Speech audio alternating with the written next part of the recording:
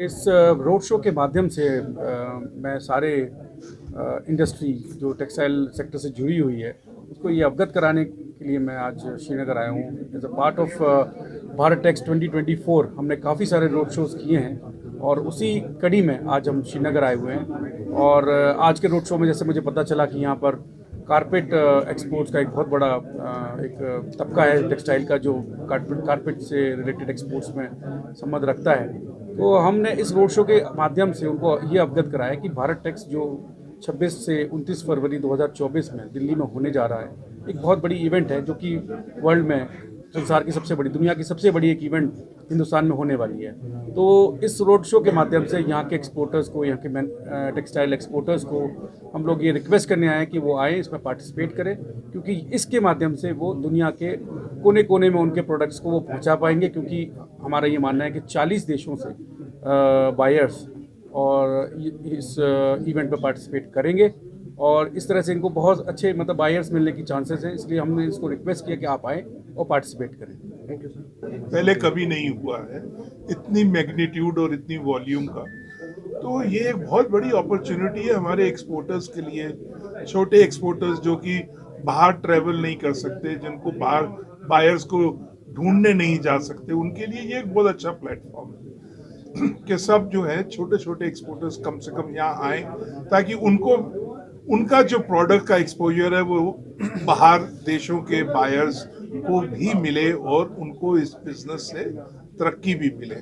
तो ये जो गवर्नमेंट का इनिशिएटिव है, इसकी प्रमोशन सरकार अपने नेशनल लेवल पे कर रही है और इंटरनेशनली भी इसको इतना बढ़ावा दिया जा रहा है कि बहुत अच्छा एक ये प्लेटफॉर्म सामने आएगा। की अगर हम बात करें, because as a part of whole of India approach हमने, क्योंकि हिंदुस्तान में अगर आप देखें टेक्सटाइल सेक्टर में हर चीज़ अवेलेबल है। आप कहीं दूसरे देशों में हम लोग जाते हैं, हम देखते हैं कि वैल्यू सेगमेंट अगर फार्म टू फाइबर और फैब्रिक हम बात करते हैं फॉरेन, तो पांचों सेगमेंट में अगर हम देखें तो हर एक सेगमेंट हिंदुस्तान में अवेलेबल है। यहाँ पर रॉ मटेरियल भी है, यहाँ गारमेंट्स भी बन रहे हैं। अगर हम बांग्लादेश की बात करें, आज हम कहते हैं कि बांग्लादेश में कपड़ा बहुत बन रहा है, लेकिन वहाँ कपड़ा बन रहा है लेकिन रॉ मटेरियल तो इंडिया से जा रहा है। तो अगर कपड़ा वहाँ बन सकता है तो इंडिया में क्यों नहीं?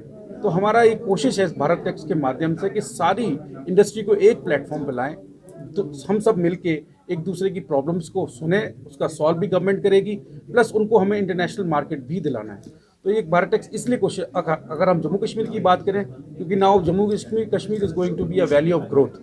तो अब वैल्यू ऑफ ग्रोथ अगर हमें जम्मू कश्मीर को बनाना है तो एक एक कदम हमको आगे बढ़ाना है, और जो भी हम कर सकते हैं बेस्ट, अगर वो कारपेट में अच्छा करते हैं तो क्यों ना हम कारपेट को वर्ल्ड स्टेज पर लेके जाए, ये हमारी कोशिश है। चैलेंजिंग जो मुझे सुन के लगा, क्योंकि दो I don't belong to carpet area division, but जो मुझे समझ में आया कि जो और भी टेक्सटाइल में और भी सेक्टर के चैलेंजेस हैं, बिल्कुल सेम चैलेंजेस यहाँ भी हैं। क्योंकि मैंने पावलूम सेक्टर देखा है, टेक्सटाइल पार्क्स का डिवीजन मैं देखता हूँ, मैं देख रहा हूँ कि हमारी जो ट्रेडिशनल नॉलेज है वो मशीन के आगे रिडंडेंसी होती जा रही है, हम मार्केट लूज कर रहे हैं। तो यहाँ एक ज़रूरत है कि हमको अपने जो आर्टिजन्स हैं, जिनकी ट्रेडिशनल नॉलेज है, उसको कैसे रेलेवेंट बनाए रखना है, उनको मार्केट दिलानी है।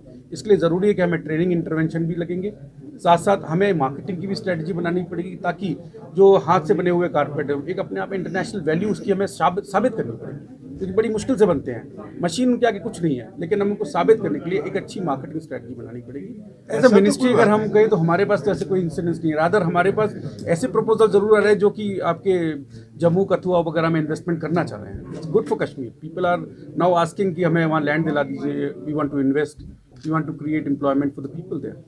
See, I will throw some light on it. Actually, the road show is happening throughout India, and we ensured that our stakeholders should not be behind this. So they should be on forefront. हम बड़े मशहूर हैं captain साहब के, श्री अनिल कुमार साहब के, ministry of textiles के, कि उन्होंने कहा नहीं जी हमने रोड शो श्रीनगर में करना है एंड मैक्सिमम पार्टिसिपेशन को इंश्योर करें। देखिए CBC कर रहा है, it's not about carpet only, it's about shawls, it's about these curtain people। हमारे पास जितना भी टेक्सटाइल रिलेटेड आइटम्स हैं, इवन अपैरल में हमारे यंग बच्चे और लड़कियां जा रही हैं, फैशन इंडस्ट्री में, they can promote their brands. This is the biggest textile event that is going to happen. तो हमारी ये कोशिश रही बहुत अच्छी तादाद में स्टेक होल्डर्स ने पार्टिसिपेट किया and we are expecting good participation from JNK. Thank you very much.